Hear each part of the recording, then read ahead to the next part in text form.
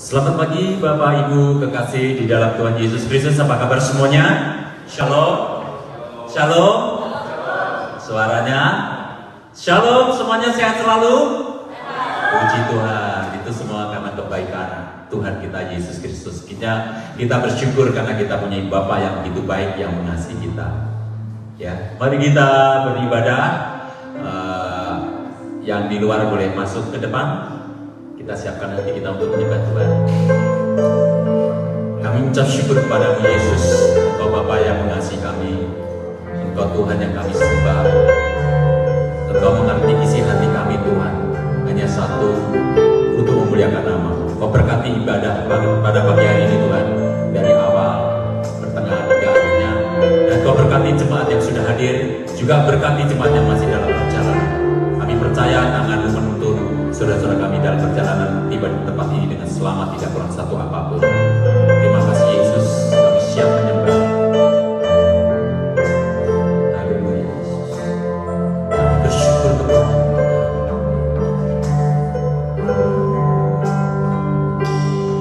sebagai Bapa yang baik, takkan pernah Kau melupakanku. Sebagai Bapa yang sangat baik, takkan pernah Kau meninggalkanku. Mari sama-sama katakan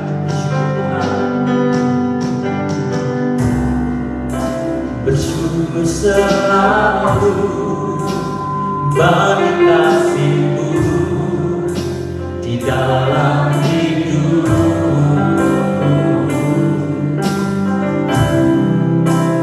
Takkan ku ragu atas rencana-Mu untuk masa depan.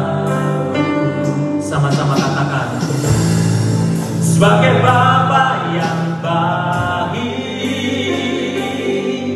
takkan pernah Kau melupakanku. Sebagai Bapa yang sangat baik, takkan pernah Kau meninggalkanku. Ku kan menari dan bersuka karena-Mu, oh Yesusku, dan ku kan minum air-Mu sebagai rusa rindu, selalu hidup di dalam-Mu dan hidupku di dalam-Mu, oh Yesusku. Oh sangat ku cinta.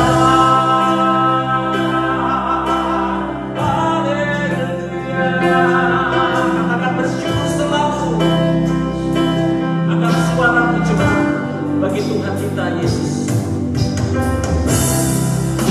bersyukur selalu bagi kasih-Mu di dalam hidupku. Katakan takkan ku ragu mengikuti-Mu Yesus, takkan ku ragu atas rencana-Mu.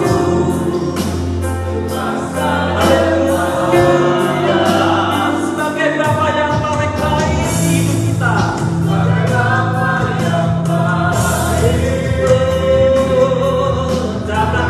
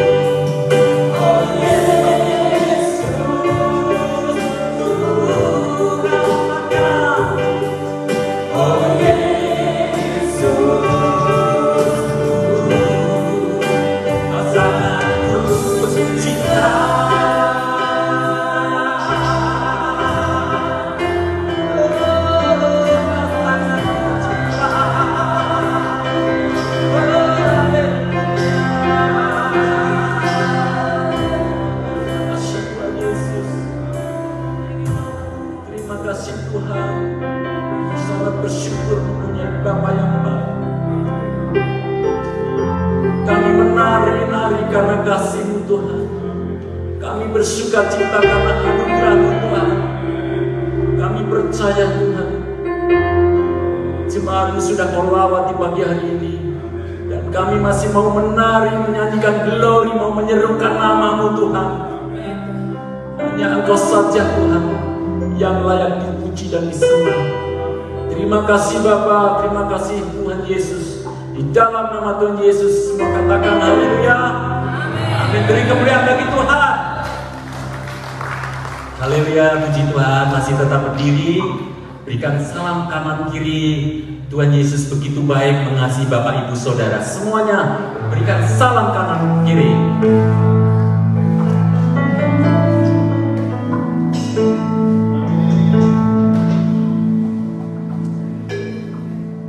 Mau memuji Tuhan lebih meriah lagi? Mau menari bagi Tuhan? Amin. Berikan tepuk tangan dulu bagi Tuhan yang lebih meriah lagi.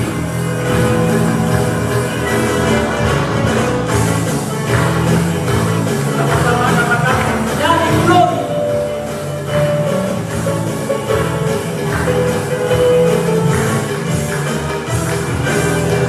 Glory, glory, glory bagi Sang Raja. Oh nyanyi glory, glory, glory bagi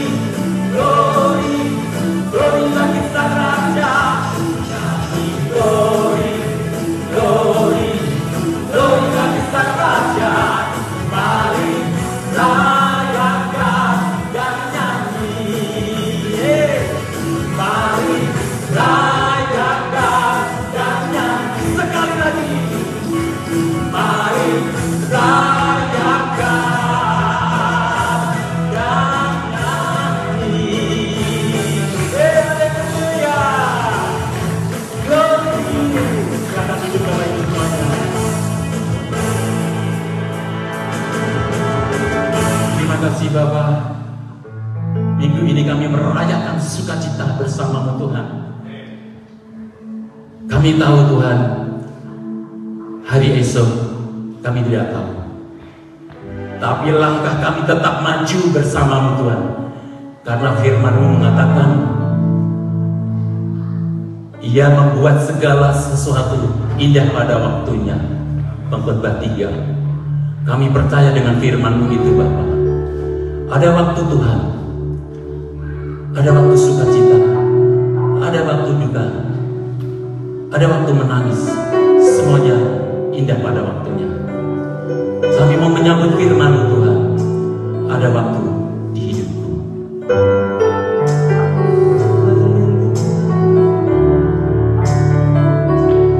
Ada waktu di hidupku, pencobaan berat menekan. Aku berseru, mengapa ya Tuhan nyatakan kehendakmu.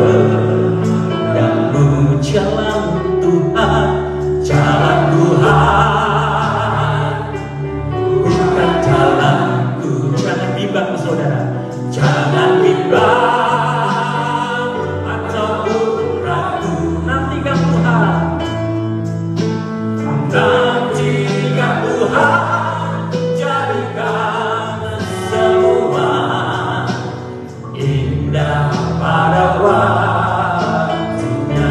Jemaat katakan ada waktu. Jemaat berbicara dan bernyanyi. Semuanya ada waktunya Tuhan. Biarkanlah pencobaan itu terjadi. Kita tetap berseru kepada Tuhan. Kita yakin bahwa Tuhan akan menolong kita. Serukan nama Tuhan. Biar pada waktunya. Haleluya. Pada siapa? Pada Tuhan masa depanku. Pada Tuhan serahkan hidupku. Nantikan Tuhan berkarya. Semua indah pada waktunya. Indah pada waktunya.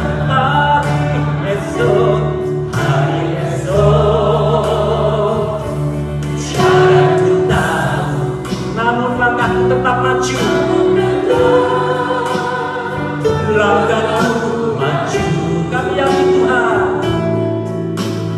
ku yakin Tuhan, jadikan semua sama-sama.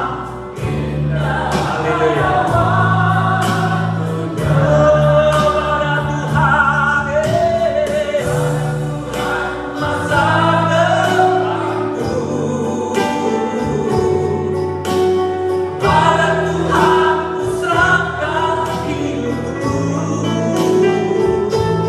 Nantikan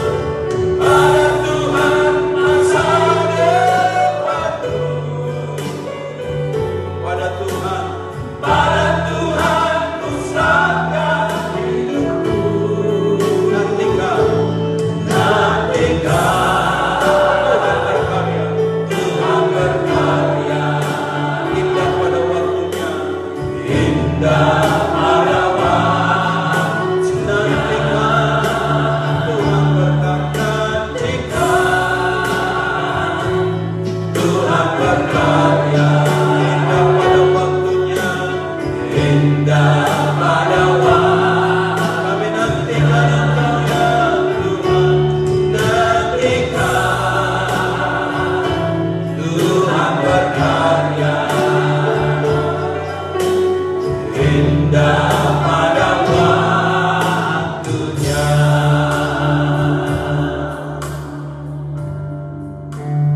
Terkadang hidup ini kami dipaksa oleh Tuhan untuk sabar menantikan jawaban bagi setiap doa-doa kami. Bapa, kami tahu Engkau hidup. Kami tahu Engkau mengetahui apa yang kami alami, kami rasakan. Iman kami berkata hari ini, sesuai pujian ini, segala sesuatu indah pada waktunya. Di waktu Tuhan, itulah yang terbaik. Dan kami siap menantikan yang terbaik yang datang dari Tuhan. Teduhkan jiwa kami, supaya jauh dari hati hidup kami memaksa Tuhan untuk mengerjakan sesuatu yang bukan pada waktunya. Teduhkan jiwa kami, untuk kami sama-sama tenang berkata bahwa kehendak-Mu dan waktu-Mu, rencana itu yang terbaik di hidup kami. Terima kasih minggu yang keempat di bulan ini Tuhan membawa kami di rumah Tuhan.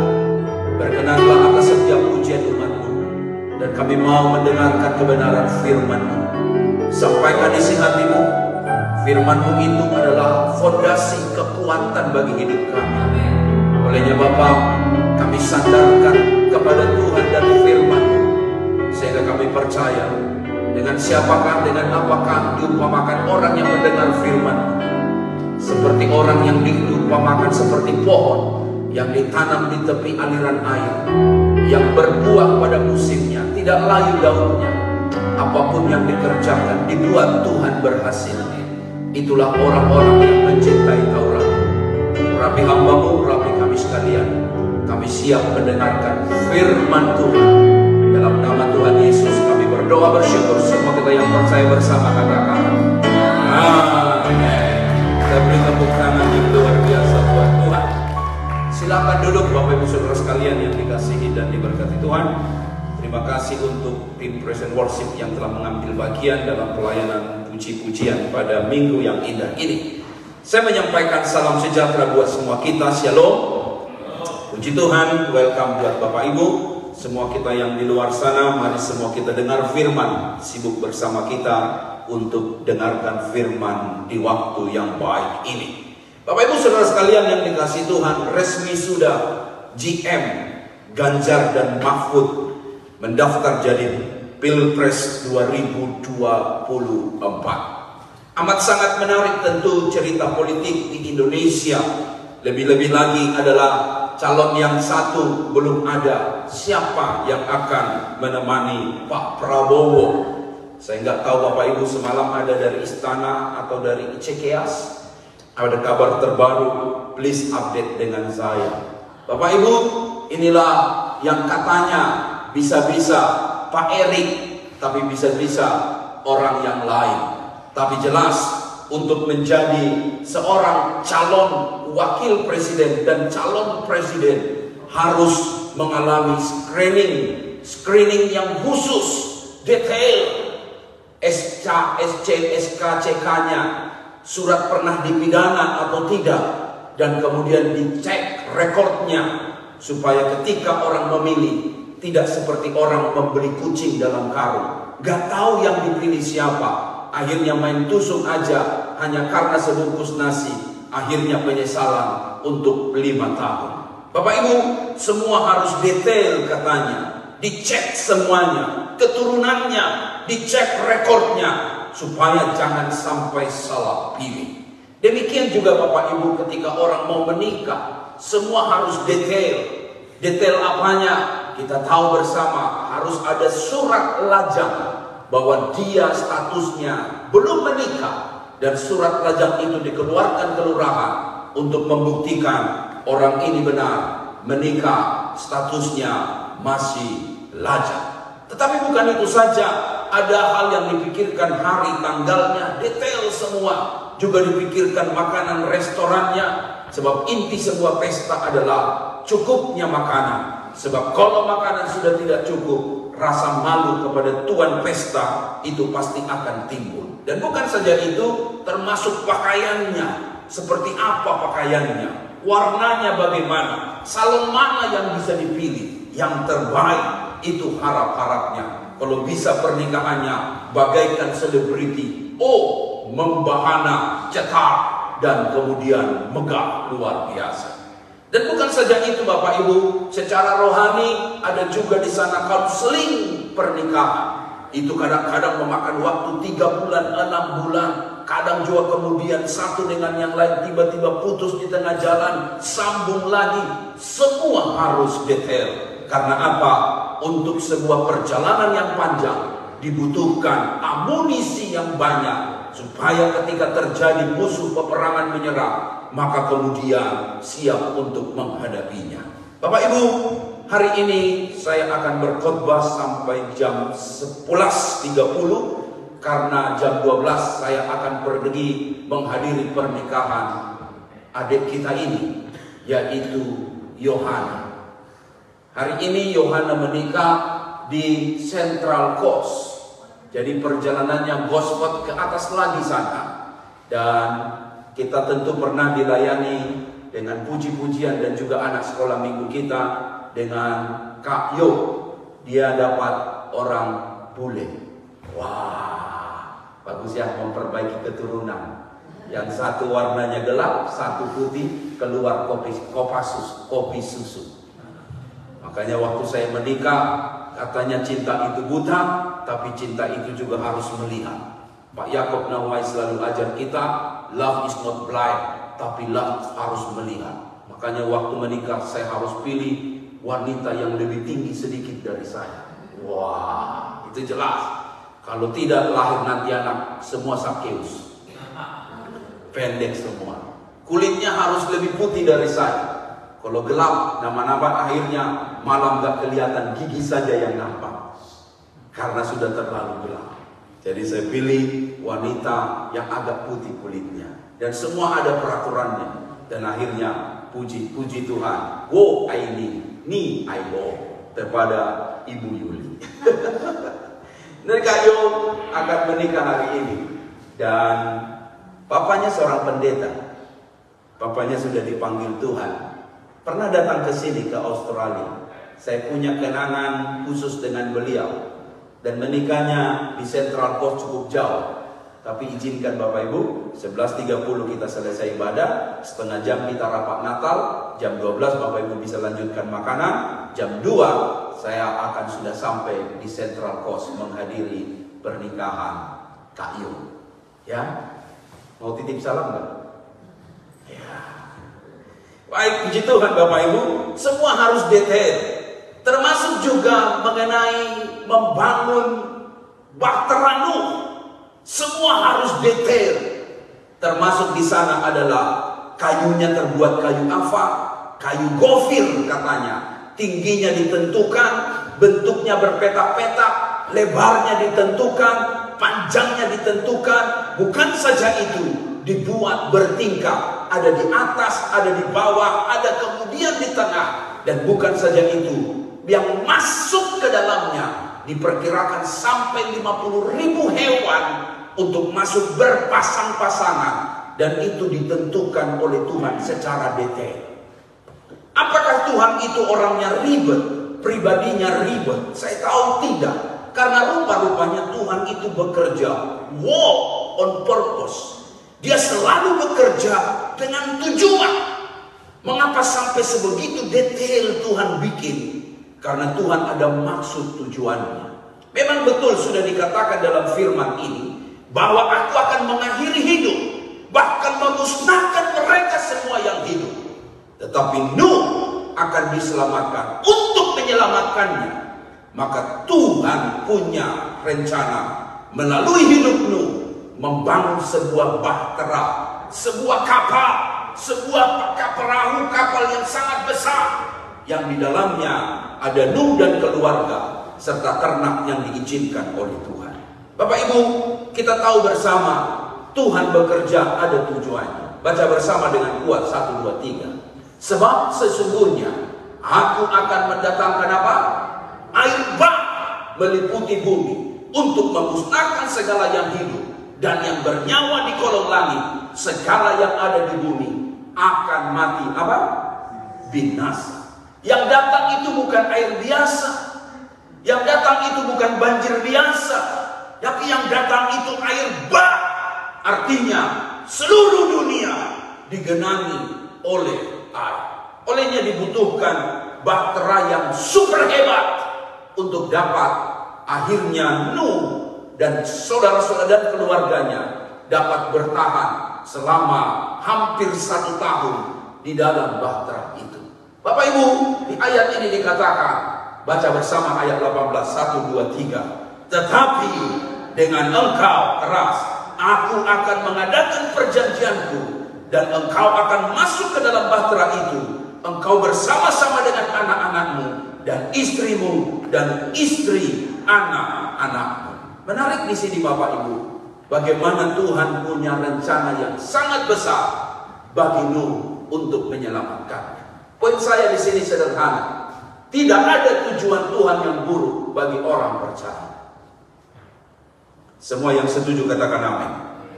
Kadang-kadang kita pikir why, bertanya lagi mengapa, tanya lagi kenapa begini. Tanam di hatimu, Tuhan tidak ada tujuan yang buruk dalam hidup kita. Amin. Sekalipun mungkin hari ini kau tidak mengerti, sekalipun mungkin hari ini kau argue why and why, tapi pastikan rencana Tuhan tidak ada rencana yang jahat di hidup kita. Yang harus kita perlu datang kepada Tuhan, meminta Tuhan, ajari aku apa yang maksud Tuhan di balik semua itu. Sekalipun tidak ada hujan, sekalipun tidak ada petir, tidak ada kilat yang menyambar, tapi Tuhan menyuruh Nuh untuk bikin bahtera, sesuatu yang impossible, tidak masuk akal, alias kurang kerjaan, bikin wasting time, buang-buang waktu. Tetapi sekali lagi, tidak ada tujuan Tuhan yang buruk bagi orang percaya. Kerjakan aja. Dan ternyata betul di ayat ini, lalu Nuh melakukan semua itu. Apa? Tepat seperti yang diperintahkan oleh Tuhan kepadanya, demikianlah dilakukan. Saya tahu banyak soalan, pertanyaan di hidup ini. Why and why and why? Tapi saya harus katakan pada Bapak Ibu, respon yang tepat di semua apa yang sedang terjadi, ketaatanmu, kesetiaanmu, loyalitasmu, pengabdianmu, itu mendapat nilai penting di hadapan Tuhan. Abraham tidak mengerti kenapa harus dapat Ishak dan kemudian dipersembahkan. Tetapi dia taat, dia mempersembahkannya. Dan akhirnya Abraham menjadi bapak orang percaya, seluruh orang percaya. Abraham imannya luar biasa. Olehnya Bapak Ibu Saudara sekalian yang dikasihi Tuhan, jangan curigai Tuhan. Tuhan itu baik, katakan amin. Tapi aku Pak, kenapa tidak baik terjadi di hidupku? Tetap Tuhan itu baik. Amin. Mungkin engkau sedang sakit. Bagaimana aku bisa berkata Tuhan itu baik, aku dalam keadaan sakit? Tetap Tuhan itu baik. Haleluya. Amin. Teman-teman kita yang baru pulang dari Israel, di waktu mereka sedang tur di sana, mereka sudah dalam keadaan gemetaran. Kenapa gemetaran?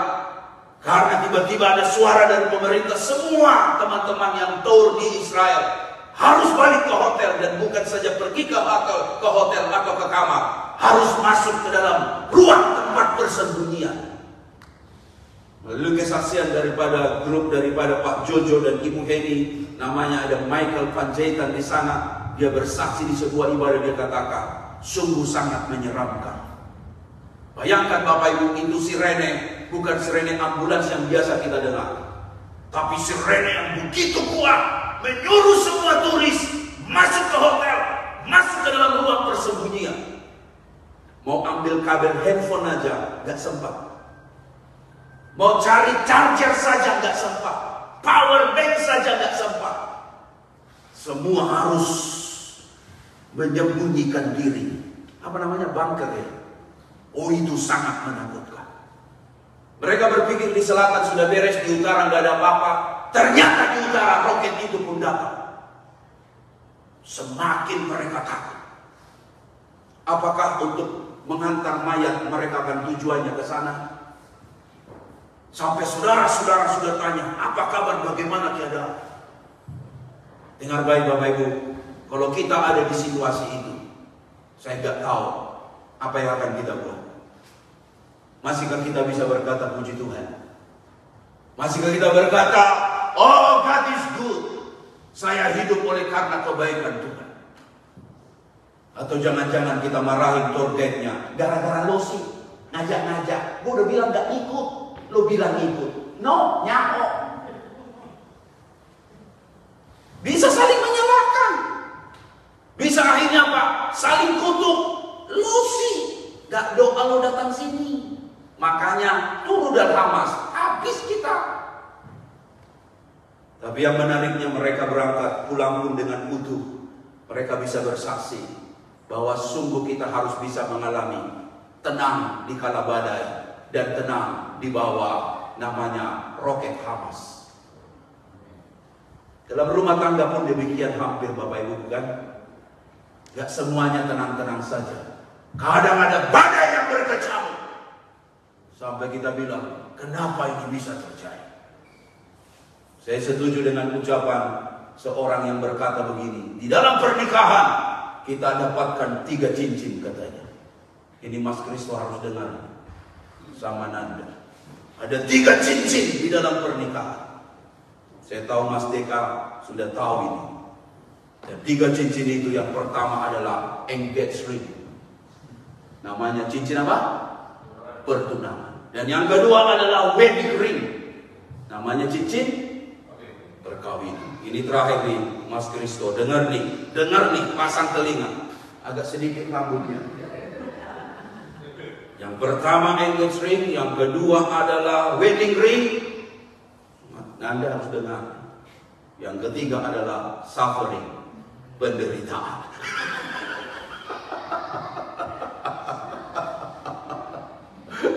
Jadi hidup ini di dalam berumah tangga, jangan pikir selesai rumah tangga nggak ada masalah. Masuk dalam masalah, baru kau tahu. Bukan saja wedding ring, bukan saja yang namanya engagement ring, tetapi juga ada suffering, penderitaan. Jadi Pak Kretini sudah 17 tahun menderita. Menyesalkah? Tidak. Satu hal saya tahu, kalau Tuhan yang menyertai, semua bisa dilewati. Amin. Semua bisa dilewati. Semua bisa dilewati. Jangan marah dulu, jangan kesal dulu, jangan langsung ambil surat nikah, cek kiri kanan sampai belakang. Ngapain Pak? Saya mau lihat expired date-nya kapan itu. Masa cari surat pernikahan hanya mau cari tanggal masa berlakunya? Gak bakal ketemu. Karena tanggal berlakunya di agenda Tuhan. Sekali kita menikah, maka hanya kematian yang dapat memisahkan. Katakan amin. Katakan amin. Oh, beri tepuk tangan dulu yang luar biasa. Wow, luar biasa. Dengar baik Bapak Ibu, 3 poin yang kita mau pelajari. Tetapi itu mendapat kasih karunia di mata Tuhan. Saya percaya bahwa Nuh itu bukan manusia super. Saya tahu dia adalah manusia biasa sama seperti kita. Tetapi yang menarik hari ini saya mau katakan pada Bapak Ibu, bahwa Nuh itu mendapat kasih karunia di mata Tuhan. Bicara tentang kasih karunia, itu pula ada dalam hidup Musa. Musa ini dikenal oleh kelompok orang Yahudi, satu nabi, satu hamba Tuhan yang super hebat. Bayangkan Bapak Ibu, dipegang tongkat-tongkat berubah jadi ular, dipegang ekornya berubah jadi tongkat. Bagaimana dia mendemonstrasikan kuasa Tuhan? Dia injak itu laut terbelah. Luar biasa. Musa ini tidak ada duanya. Sangat dipuji, sangat diagungkan. Moses is the greatest Old Testament prophet. Tidak ada yang dapat mengalahkan dia. Hebat, luar biasa. Bayangkan Firaun yang ditakuti banyak orang dia hadapi. Pasukannya dihadapi. Dan hebat luar biasa, pribadi yang bertemu muka dengan Tuhan. Dan dia tidak sanggup berhadapan dengan Tuhan. Tetapi dengan baik di tengah kehebatan itu, ada ayat yang keluar bilang begini. Baca keras 1, 2, 3. Berfirmanlah Tuhan kepada Musa, kuat. Juga hal yang telah kau katakan ini akan kau kulakukan. Karena engkau apa? Telah mendapat kasih karunia di hadapanku dan aku mengenal engkau. Sekalipun dia ada kemampuan, sekalipun dia full authority, tetapi dengan hidup Musa, hidup Nuh, semua karena kasih karunia Tuhan. Apa bedanya grace itu dengan yang lain? Grace itu artinya seseorang dipakai sekalipun tidak layak untuk dipakai, tapi Tuhan tetap pakai orang itu, dan itulah kasih karunia. Sekalipun mungkin orang itu tidak layak menerima pemberian itu, tapi dia juga mendapat pemberian itu. Itulah kasih karunia. Dan benar apa dikatakan di dalam ayat ini. Baca bersama sebab 1, 2, 3. Sebab karena kasih karunia apa? Kamu diselamatkan oleh iman. Itu bukan hasil usahamu, tetapi pemberian Tuhan itu bukan hasil pekerjaanmu.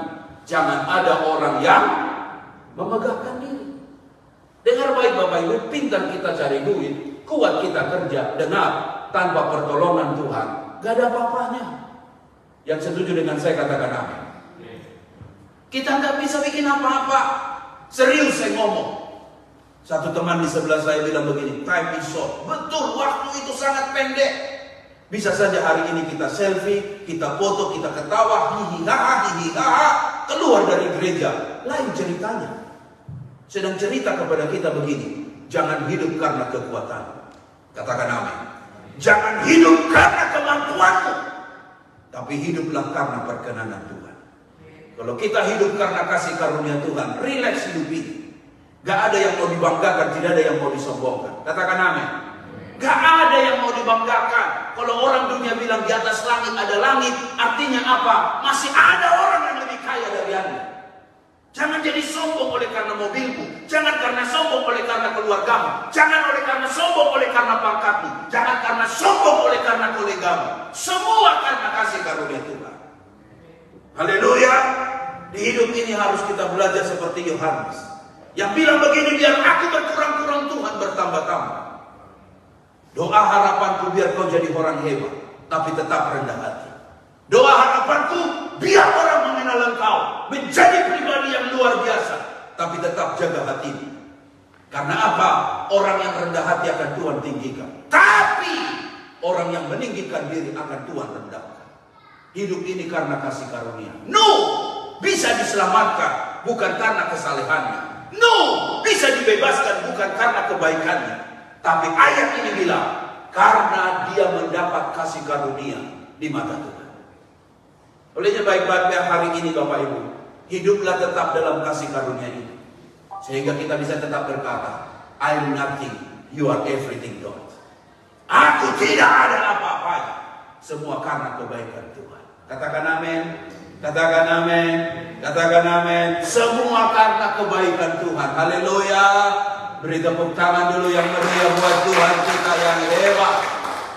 Haleluya.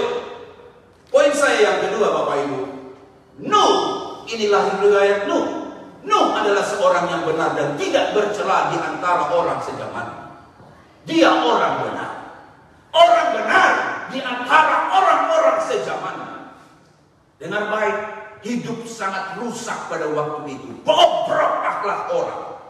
Tapi yang menarik, masih ada Nuh mengerjakan hal yang benar. Saya jadi teringat apa kata Yesus yang menjadi identitas dan kualitas iman kita, yaitu kamu adalah garam dunia. Bicara garam, bicara identitas. Bicara garam, bicara kualitas. Artinya Bapak Ibu, garam itu tidak perlu dipengaruhi oleh luar. Dia asing dengan dirinya. Dia bermanfaat menggarami makanan sehingga sedaplah rasanya. Dan garam itu sangat baik untuk kehidupan dan kegunaan sehari-hari. Sedang cerita buat kita hari ini. Identitasmu dengar baik Bapak Ibu. Engkau bukan dipengaruhi dunia, tapi engkau adalah garam dunia. Engkau bisa mempengaruhi dunia ini dengan terang dan garam daripada Tuhan Yesus Kristus. Katakan amin. Dengar baik Bapak Ibu. Garam itu tujuannya juga mengawetkan. Katakan mengawetkan. Kalau ada sesuatu yang mau busuk kasih garam, gak jadi busuk, betul? Kalau ada daging yang mulai berjamur-jamur, taruh garam, itu menjadi selesai. Sedang bicara apa? Dunia ini, dengar nih. Dunia ini akan rusak kalau tidak ada orang benar. Mengapa dunia ini masih bisa bertahan sampai sekarang? Karena Anda masih ada di dunia ini. Orang benar Tuhan masih ada di sini. Kalau sudah tidak ada lagi orang benar, Tuhan lenyapkan bumi ini. Makanya saya mau katakan buat Bapak Ibu, saat kita tinggal di mana kita berada, engkau adalah orangnya Tuhan. Kalau orangnya Tuhan, Tuhan perhitungkan. Maka di mana kita tinggal, itu sangat mempengaruhi kota itu. Jangan anggap engkau biasa, minoritas, aku nggak ada apa-apanya. Dengar, identitasmu ganda. Bicara garam, bicara pengaruh. Bicara pengaruh, dia akan mau mempengaruhi orang yang ada di sekitarnya. Haleluya. Amin. Yang kedua, orang benar itu katanya kamu adalah terang dunia. Terang itu bicara tentang juga impaknya. Dunia ini sudah begitu gelap. Kita mengerti bersama itu. Oh, luar biasa. Luar biasa dunia ini. Oh, hal-hal yang halal haram dikatakan halal. Hal-hal yang tidak baik dikatakan jadi baik. Hal-hal yang jahat dikatakan menjadi baik. Dan semua hukum seperti terbalik. Tapi saya mau katakan buat Bapak Ibu, kamu adalah terang dunia. Setiap hidupmu menjadi terang dimanapun engkau berada. Katakan amin. Di keluargamu yang sedang berantem, kamu jadi terang. Ayo bagus sayang, bagus sayang. Peluk, ayo berteman, ayo ngampuni, ayo peduli. Karena apa? Kamu bukan provokator. Kamu bukan ember, apalagi kompor. Pengaruhi orang, rusak orang. Akhirnya apa? Keluarga hancur. Oleh karena apa? Mulut yang tidak dijaga. Kamu adalah terang. Semua orang suka terang. Katakan amin. Katakan amin. Tuhan suka kamu. Dunia ini perlukan Anda. Sedang bicara identitas dan kualitas. Setiap orang benar, kamu adalah garam dunia dan terang dunia. Dan terang itu adalah terang yang datang dari Tuhan. Oh, beri tepuk tangan dulu yang hebat buat Tuhan kita yang luar biasa. Terakhir, Nuh itu hidup bergaul dengan Tuhan. Wow. Rumah-rumahnya Bapak Ibu, saya sangat percaya kekristenan bukan cuma bicara tentang punya agama, tapi kekristenan bicara nilai relationship. Di dalam doa Bapa kami yang ada di sorga, sedang bicara begini, doa bukan sebuah transaksi, tapi doa adalah sebuah relationship. Kalau transaksi, aku minta kau beri, aku minta kau beri, aku minta kau beri. Tetapi doa bukan sebatas itu. Karena urutan pertama doa Bapa kami bukan berilah kami makanan secukupnya. Tapi urutan pertama doa Bapa kami adalah Bapa kami yang ada di sorga. Bicara di sorga, itu bicara Bapa, kita jadi anaknya. Berarti di dalam doa dengan baik, bukan transaksi yang utama, tapi adalah fellowship, hubungan kita dengan pribadi Bapa di sorga. Olehnya dengar baik Bapak Ibu, di dalam kekristenan pun demikian. Mengapa narwastu ini kuat? Value-nya jelas. Hubungan jauh lebih penting daripada jabatan. Hubungan jauh lebih penting dari harta. Hubungan jauh lebih penting daripada salah atau benar. Jangan kita sibuk hanya salah benar, salah benar, salah benar. Itu kerjaan orang-orang ahli Taurat. Tapi dalam kekristenan dengan baik, kita perlu membina hubungan. Katakan amin. Katakan amin. Jangan jadi orang yang menjadi egois, merasa sok penting. Kenapa dia gak minta maaf dengan aku? Mengapa gak dia harus minta maaf dengan aku? Tolong, di dalam hubungan, di dalam komunitas, hubungan jauh lebih penting dari semua protokol yang ada. Paulus sedang bicara begini, ke kandang kambing aku mengembik. Di mana aku berada aku menyesuaikan diri. Karena bahasa kasih menjadi bahasa yang jauh lebih penting dari bahasa apapun. Sampai dia bilang, seandainya pun aku tahu bahasa malaikat. Bukan cuma bahasa orang, bahasa malaikat pun aku tahu. Tapi kalau aku tidak punya kasih, aku bagaikan tong yang bunyinya gemerincing dan isinya kosong. Dan Hari ini saya mau katakan buat Bapak Ibu, kekristenan itu bukan sebatas agama, tapi kekristenan adalah bicara hubungan. Sangat menarik ketika Yesus bilang begini dalam kitab Yohanes, domba-dombaku mendengarkan suara, dan aku mengenal mereka, dan mereka mengikuti aku. Melalui firman yang kita baca setiap hari, sedang bicara kepada kita, connecting hubungan kita dengan Tuhan, dengan firman-Nya, dengan surat cintanya Tuhan. Untuk kita bahas, kita renungkan, kita pikirkan. Olehnya hari yang baik ini, mari kembali kita disadarkan, kekristenan bukan sebatas agama, tapi hubungan. Katakan hubungan. Katakan hubungan. Berapa kali saya bilang dengan Bapak Ibu, mengalah belum tentu kalah. Kadang-kadang kita mengalah untuk sebuah hubungan. Beratkah kita kasih kursi untuk orang lain? Kamu duduk deh, aku yang berdiri. Tapi Bapak kan lebih tua. No, bukan masalah tua. Saya hormati Anda duduk di sini. Kalau cuma masalah tua dan muda, itu diadat. Betul nggak? Masalah marga dan ini, umur, senior, junior, itu diadat. Tapi dalam Tuhan, dalam Yesus kita bersaudara. Haleluya. Makanya nyanyinya tadi kencang. Nyanyi. Glory. Glory. Karena apa? Kita memuliakan Tuhan di sini. Kamu saudaraku, aku saudaramu, kita satu di dalam Tuhan. Katakan amin. Katakan amin. Jadi jangan menjadi orang yang, aduh, enggak, aku yang menang, aku yang benar, dia yang salah. Itu di pengadilan. Di gereja, di rumah tangga, hubungan jauh lebih penting dari apapun. Haleluya. Amin. Salah nggak minta maaf kepada istri? Nggak salah. Kalau engkau merasa salah, sayangku, minta maaf. Nggak mau, nggak apa-apa. Minta maaf, tapi agak taruh di sini $100.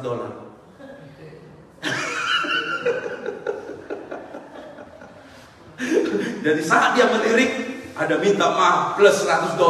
Oh ya udahlah, kita pergi makan aja.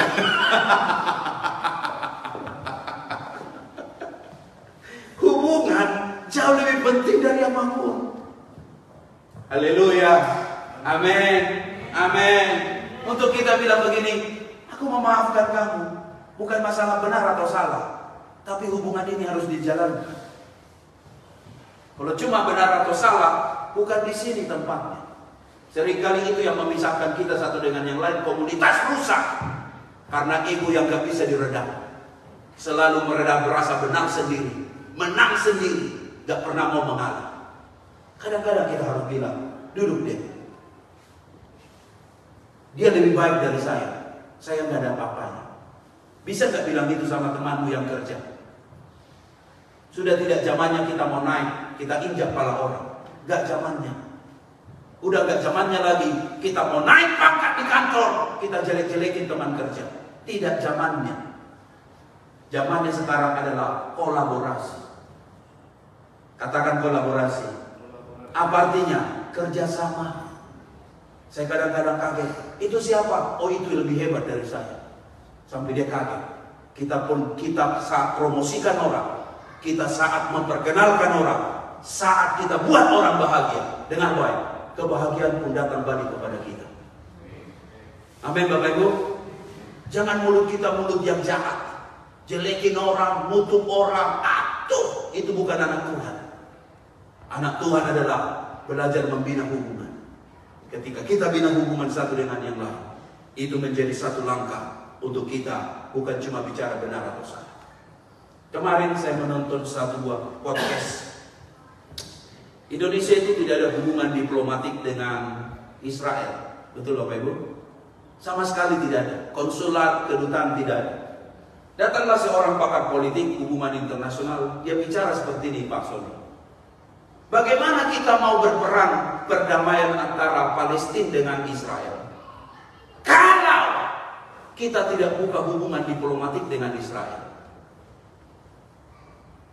Semua kaum-kaum garis hijau marah.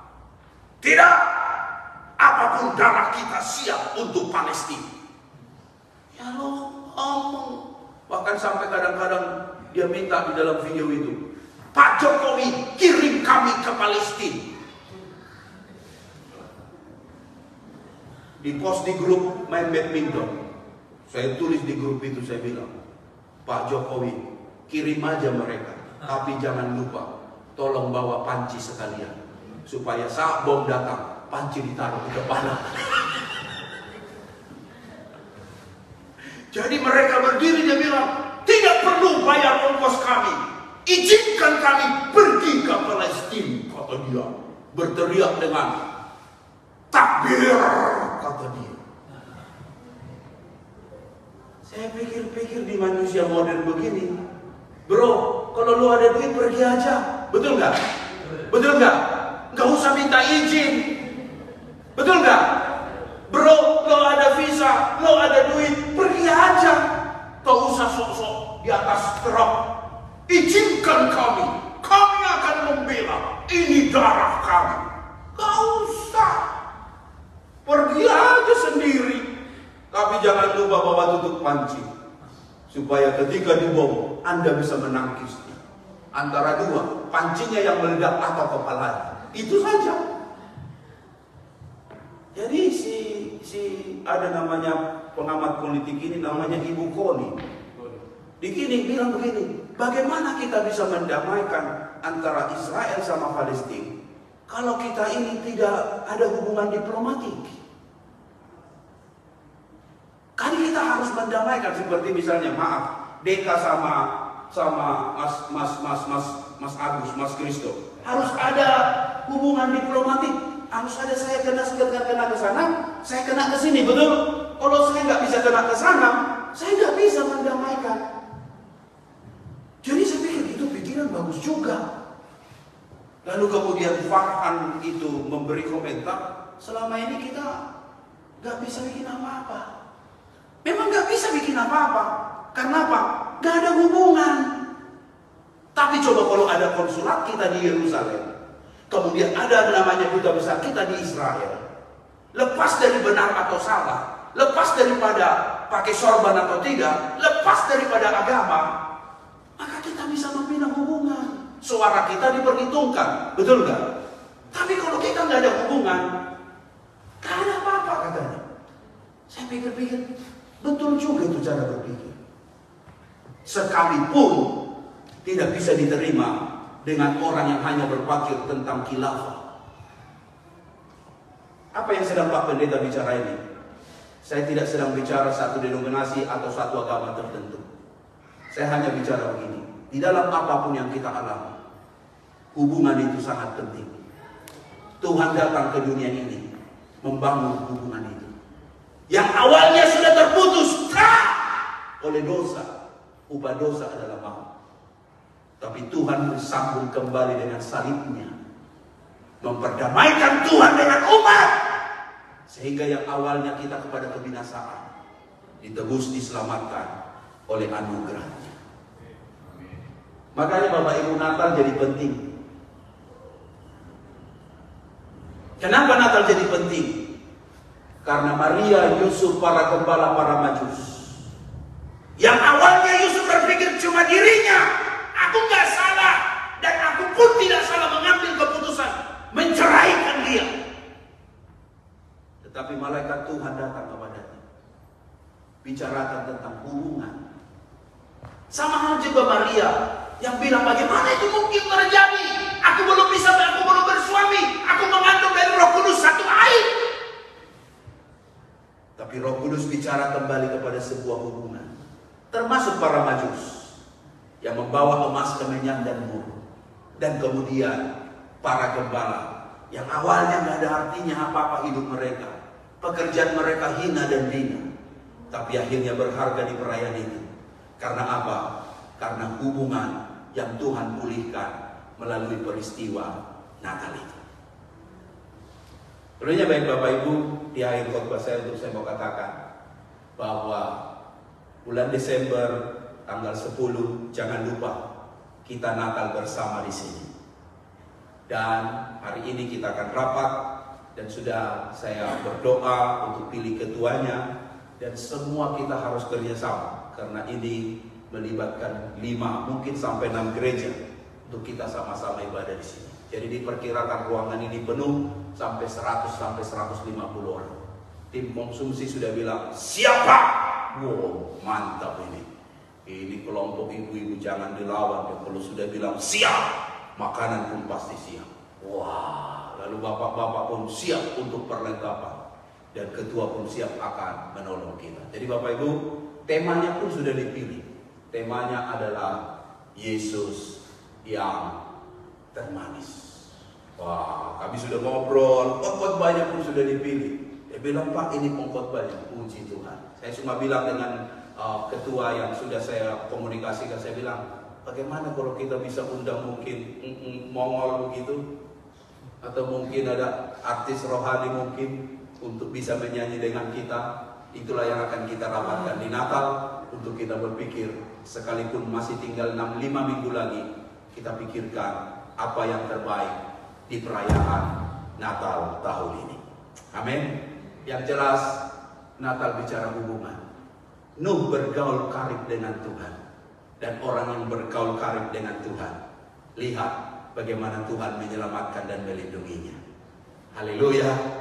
Kita beri tepuk tangan dulu yang meriah buat Tuhan kita yang luar biasa. Mari kita bangkit berdiri. Tuhan Yesus memberkati kita. Haleluya.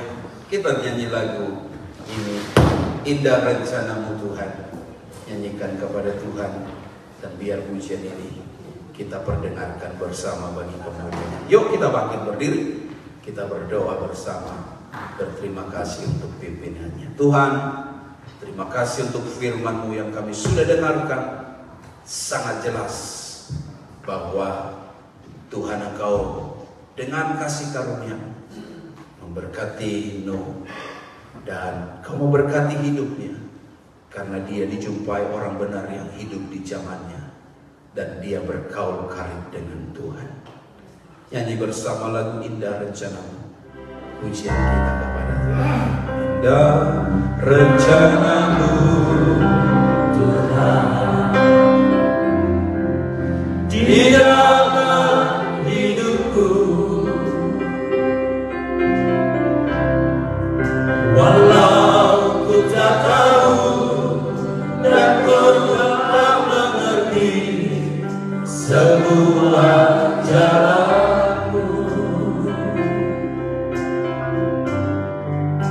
Dulu ku tak tahu Tuhan,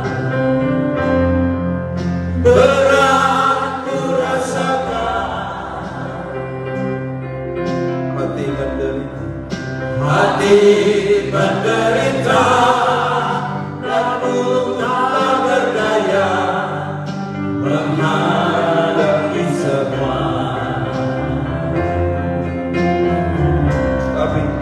Tapi ku mengerti sekarang, Kau tolong padaku.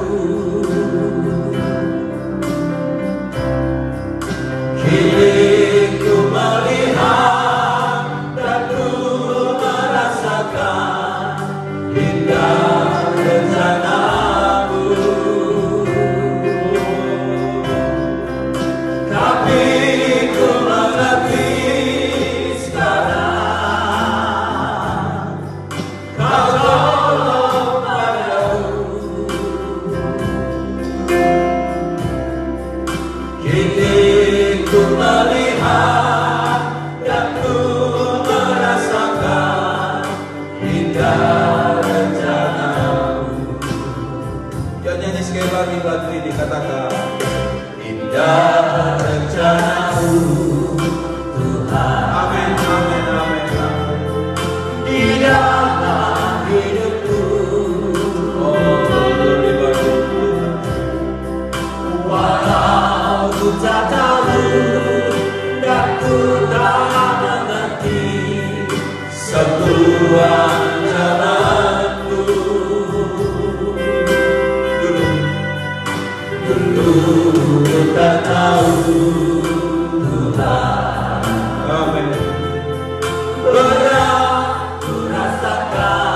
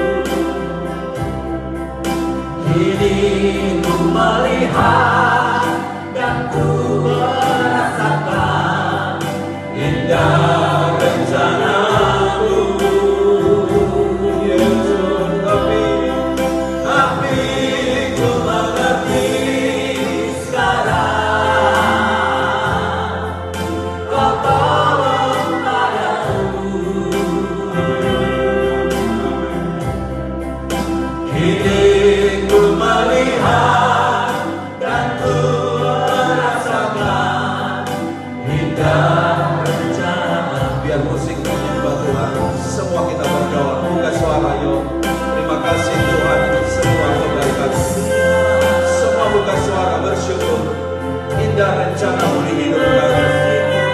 Tidak ada yang gagal, ada maksud-maksud-Mu yang baik. Beri kami hati yang taat, hidup yang setia kepada Engkau. Oh, sekarang kami mengerti Tuhan, bahwa apa yang menjadi maksud tujuan, tidak ada yang buruk, tidak ada yang buruk. Semua Tuhan diatur dengan baik. Oh, terima kasih untuk firman menentukan kami supaya kami hidup di bawah kasih karunia-Mu, hidup sebagai orang-orang benar-Mu. Sebab setiap jalan orang benar seperti cahaya fajar yang terus menjadi terang sampai di rembang tengah hari. Tuhan, terima kasih, keluarga kami tetap setia bergaul tarik dengan Tuhan, membangun hubungan yang baik dengan Tuhan, karena kami tahu itulah kekristenan, makna kekristenan, relationship with God. Terima kasih Bapa, bersyukur kami. Indah rencana, indah rencana